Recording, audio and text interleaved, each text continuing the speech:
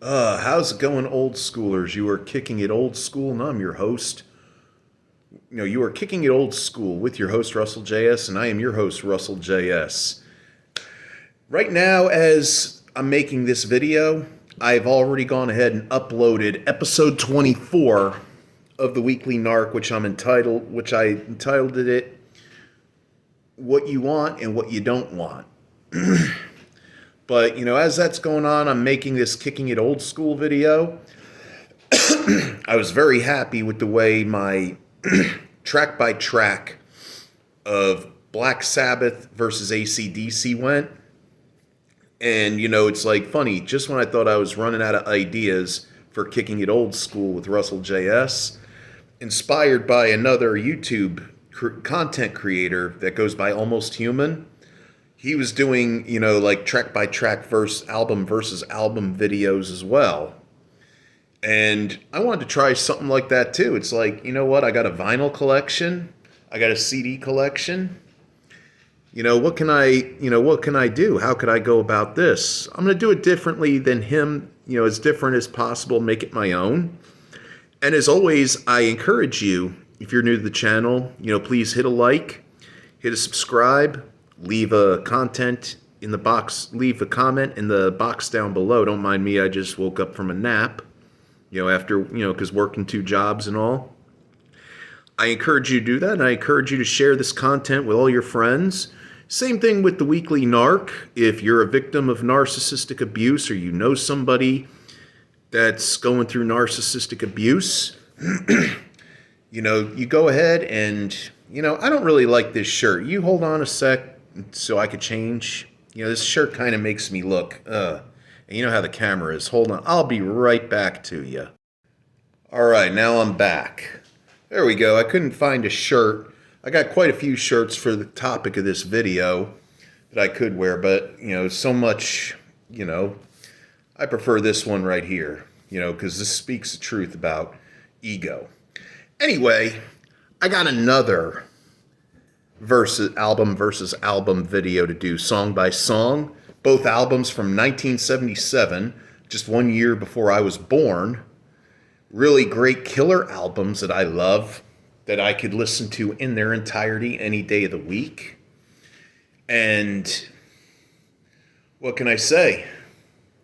Two of the greatest bands. Oh, and I also wanted to show you old school style glass of chocolate milk with regular milk and chocolate syrup. I love that. I used to love that when I was a little kid. Of course, I was one of those kids in the 80s that grew up, a lot of people don't know about this except for us people who were kids back in the 60s, 70s, and 80s. We used to get Nestle Quick in a round tin can with this cap. I mean, it was hard to just bust open this stuff. You had to use a spoon, and you'd usually bend the spoons while you're trying to open it, that it was on there so tight. But man, oh yeah, I've been doing this a lot. But man, good times, good memories. Anyway, 2 great albums, 2 great bands that are the pinnacle of heavy metal greatness. Lovely, lovely awesomeness. Awesome eardrum shattering awesomeness. Tonight, I am going to pin. I've even got it written down so I can do a point system. You wanted the best. You got the best. The hottest band in the world. Kiss Love Gun versus On Your Feet or On Your Knees from New York City, the amazing Blue Oyster Cult Spectres. 10 songs on each album that I'm going to compare. I highly suggest figure out a way to get the music of both of these albums, whether you still buy on vinyl, CD, or whatever those fly-by-night, Napster, or Spotify, streaming platforms everybody does these days, which I'm totally against.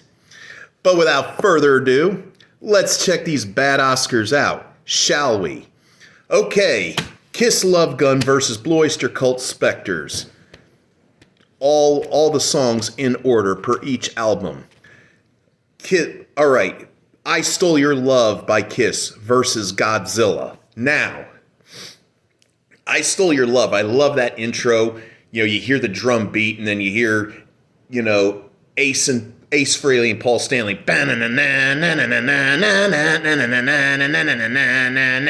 And then Gene goes ahead and joins in the bass. And you just hear that powerhouse of a drummer, Peter Criss, just laying down the beat. And then Paul Stanley on the microphone. All right. I mean, really, really great rockin' tune to start off that album. Going up against Godzilla. Now, as much as I love I Stole Your Love, what I have to say about Godzilla, I've seen Blue Oyster Cult in concert a record of 4 times.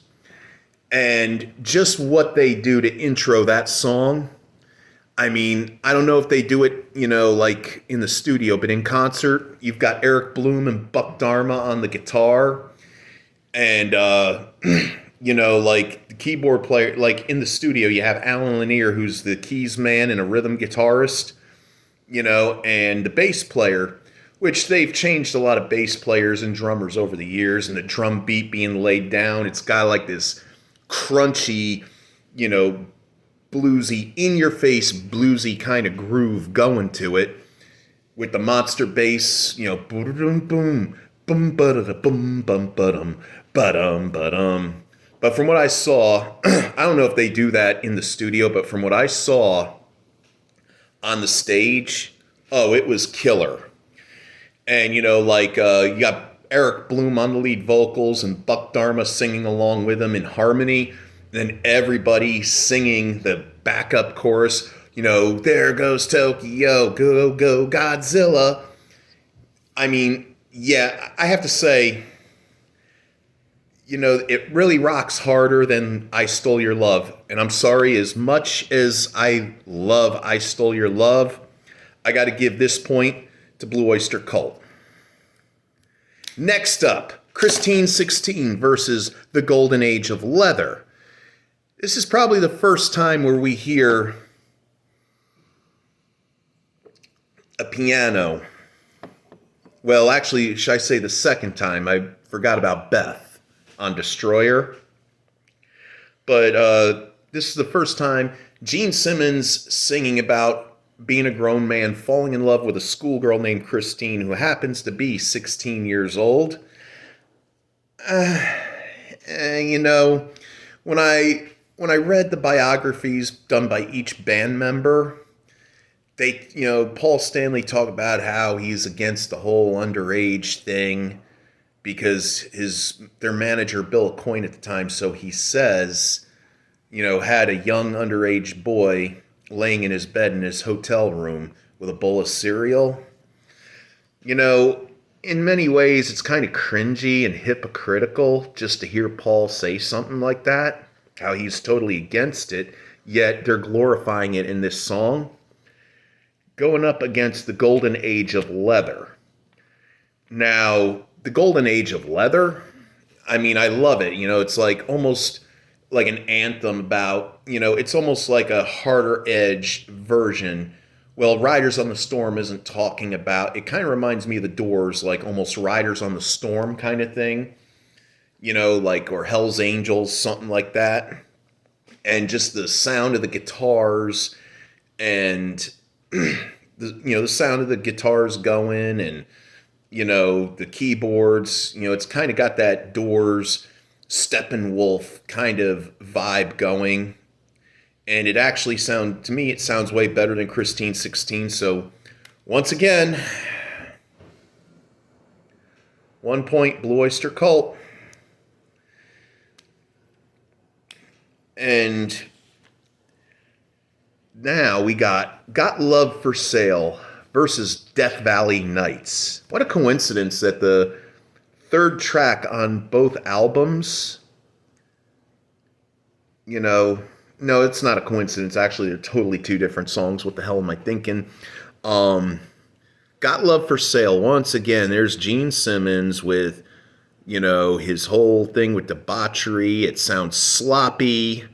it sounds, it's like Gene Simmons, even back then, nobody was really, I mean, back then, nobody hinted that, the things that we know, nobody even thought the things we know today, where Gene Simmons was, even back then, was full of himself. I mean, you hear him in these interviews, how he talks about, oh, I was a 24-hour whore. I had to, it didn't matter, girls of all sizes, blah, blah, blah, blah. I mean, he was full of him, back then he was full of himself as much as he's full of himself today. Going up against Death Valley Nights. Again, Death Valley Nights, I mean, it's kind of got that slow, kind of ballady, I mean, kind of, he's wanting to be out in the desert with the woman he loves kind of vibe. And it's nighttime and, it's got, I mean, the musicianship is just so strong in it. It's like right there together, no flaws. And it's one of my favorite songs. So, once again,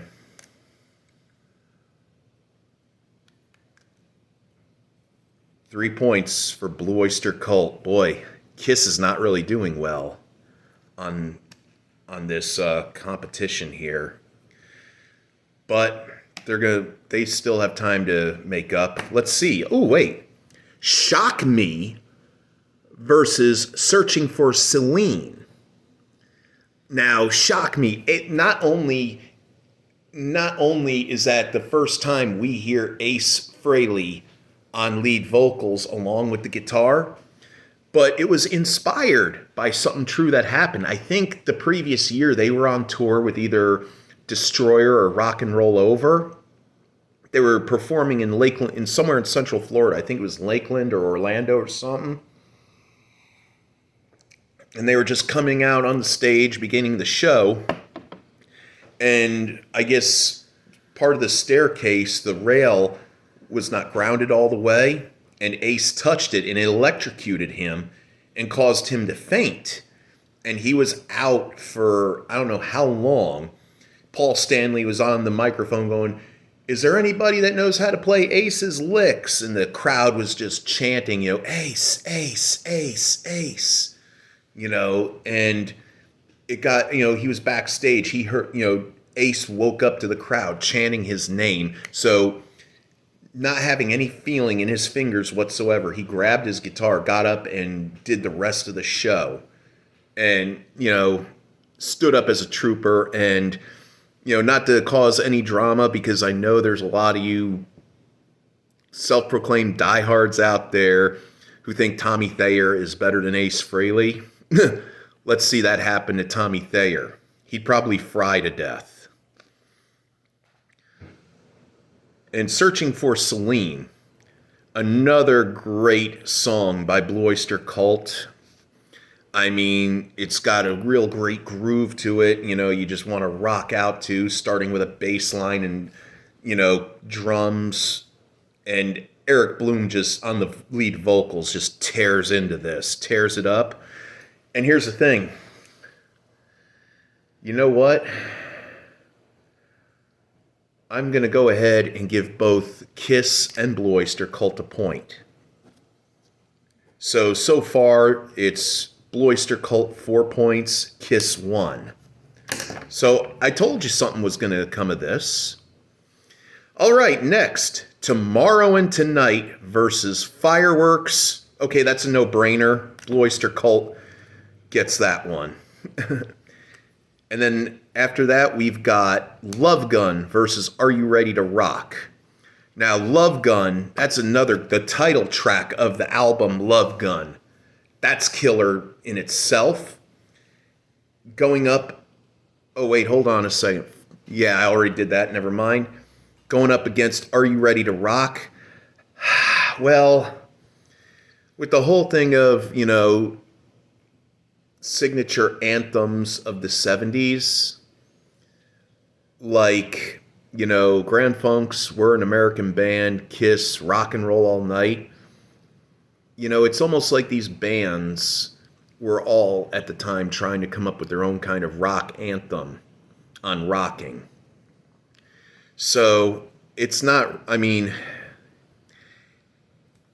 Oyster Cult has done better as far as songwriting, so I'm giving that to Love Gun. So now that's 5 points for Blue Oyster Cult, 2 points for Kiss. Hooligan versus Celestial the Queen. Peter Criss on the lead vocals and drums. To me, the songs that Ace and Peter put out, they write and they sing and they play, they're always awesome, especially Peter Criss. I love this tune right here.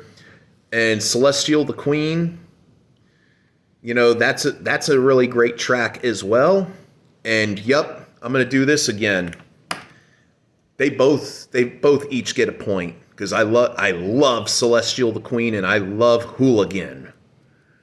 Because, Peter Criss and Ace Frehley, when you think about it, they were Kiss. They were the rock and roll part. When a lot of musicians after Kiss came around that were influenced by the band, Kiss had, been an influence on a lot of bands from Motley Crue to Anthrax to Poison to Nirvana to Pantera and Guns N' Roses. And, the two main guys of Kiss were Peter Criss and Ace Frehley, where, Tommy Lee said, "Oh, I played drums because of Peter Criss," or Slash or Dimebag Darrell of Pantera had said, "Yeah, I got on the guitar because of Ace Frehley." So they each get a point for both those songs.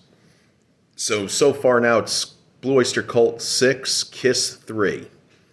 Up next, Almost Human versus Going Through the Motions. I think this is going to be a no-brainer. Almost Human, I love that intro, and you hear Simmons in the background, sounding like the Frankenstein monster, and, Ace Frehley's lead guitar going. And I don't know, Going Through the Motions, it's kind of Again, like Are You Ready to Rock? BOC has written better than that. So Kiss gets the point for that one. And right now it's Blue Oyster Cult 6, Kiss 4. Next, Plastercaster versus I Love the Night. Once again, Gene Simmons writing about his debaucheries and, did Gene and Paul did they ever get tired? Because the majority of the songs that they always write always has to be about sex, always has to be about debauchery, and domination of women, all that other stuff. They've written other songs that weren't that, but yeah. Plastercaster, we know what that song's about. We know who it is about. And I Love the Night, which, oh God, the Donald Buck Dharma penned I Love the Night. It's almost like a spiritual sequel to Don't Fear the Reaper. Just the way it sounds, like Buck Dharma is laying out on the guitar, Robbie Krieger style leads, that intro on the guitar, and his smooth lead vocals on this, singing about, vampires and whatever, but I consider that to be, like the spiritual sequel to Don't Fear the Reaper. So Blue Oyster Cult gets a point for that. So now it's Blue Oyster Cult 7, Kiss 4. Last but not least, Then She Kissed Me versus Nosferatu. Yeah, this is going to be a no-brainer because you know why? Then She Kissed Me is a cover. I think it's Motown, or I think kind of like Ronnie Spector, Phil Spector type, 1960s style doo-wop. And yeah, Yeah, I mean, I don't know what Paul Stanley was thinking when he decided to have the band do this, but it's terrible. It's originally called And Then He Kissed Me. So, 1 point BOC. Now let's go ahead and tally up the points. Blue Oyster Cult Spectres, 8 points. Kiss Love Gun, 4 points. You know, I'm just thinking to myself, I talk about how much I love this album. I mean, just, alone, look at that album cover. Look how dominating the band is in front of all these women in, black and white makeup like that. But, with what I rated both these albums, I don't think I really love this album as much as I always thought I did. I mean, I guess not, because, well, I think it's all about the musicianship and, I mean, the thing is, I think this is why Ace and Peter wanted to leave the band. Sure, the first time around, Ace was fired. We all know that now. And no, I mean, Peter was fired. And, Ace, he felt like he could, do better as a solo artist. And I could see why. I mean, yeah, by this time, Excess and everything else was getting to their heads and nearly tore the band apart. But there you have it. Looks like the superior album is Blue Oyster Cult Spectres. Now, as you watch these videos, don't go about like, oh, you must not really like Kiss. No, I went and listened to both these records last night so I could go ahead and put this all together. Same thing when I did 2 weeks ago when I did Black Sabbath Never Say Die versus AC/DC Power Age. I went and listened to both albums back to back from beginning to end. So that way I can understand what I'm going to work with and what I'm going to, what sounds better. And I think in many ways, just like Black Sabbath Never Say Die, I think at this point the band was starting to get a little tired because they were doing relentless touring and recording. I mean, while they were on tour for one album, in support of one album, they were writing songs, rehearsing, and recording demos for the next album so they could do that while the band was still hot. Because the 70s back then, you didn't really get to slow down and enjoy the fruit of your labor. You had to continuously work and work and work. And Kiss and BOC are probably the two of the most, right there with Rush and AC/DC back then.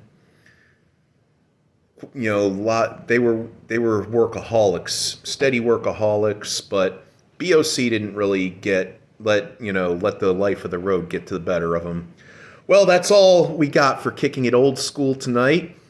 Once again, I do encourage, if you're new to the channel, to hit a like, subscribe, leave a comment in the box down below, ring the bell for notifications. And also, remember to tell your friends. Let's get this thing going. And like I normally say, keep it fresh, keep it real, keep it chill, get you enough, take care of you and your families and all the people you love. Godspeed. May the force be with you always.